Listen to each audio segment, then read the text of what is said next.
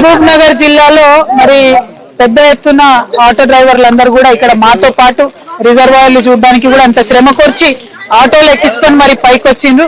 వారందరూ కోరుతున్నది ఒకటే, వివిధ జిల్లాలలో ఆటో డ్రైవర్లుగా ఉన్నటువంటి వారు, ముఖ్యంగా మహబూబ్ నగర్ లాంటి ప్రాంతాలు, హైదరాబాద్ కి దగ్గరగా ఉండేటటువంటి ప్రాంతాల్లో ఉన్న ఆటో డ్రైవర్స్ వారి జీవనం గడవక ఇక్కడ జిల్లాలలో డిమాండ్ తక్కువ ఉండి ఒక 2 రూపాయలు ఎక్కువ వస్తాయని హైదరాబాద్ పట్టణానికి అప్పుడో ఇప్పుడో వచ్చి వాళ్ళు ఆటోలు నడుపుకుంటుంటారు. శివారు ప్రాంతాల్లోనే ఎక్కువగా వాళ్ళు నడుపుకుంటా ఉంటారు.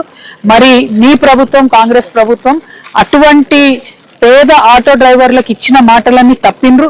వాళ్ళంతటా వాళ్ళు కష్టపడి 2 రూపాయలు సంపాదించుకుందామంటే మీరు దాడులు చేస్తున్నారు, కేసులు పెడుతున్నారు. నేను గౌరవ ముఖ్యమంత్రి గారిని గుర్తు చేస్తా ఉన్నా, మీరు ఏదైతే ఆటో డ్రైవర్లకు 12,000 ఇస్తామన్నారో తక్షణం అది రిలీజ్ చేయండి. ట్యాక్సులు రద్దు చేస్తామన్నారు, అది రిలీజ్ చేయండి. ఇవన్నీ పక్కకు పెట్టి మీరు హైదరాబాద్కు వస్తున్నటువంటి వాళ్ళని కూడా కొత్త కొత్త రూల్స్ తీసుకొచ్చి వాళ్ళని ఇబ్బంది పెడుతున్నారు. అటువంటి ఇబ్బందులు దయచేసి గురి చేయకండి.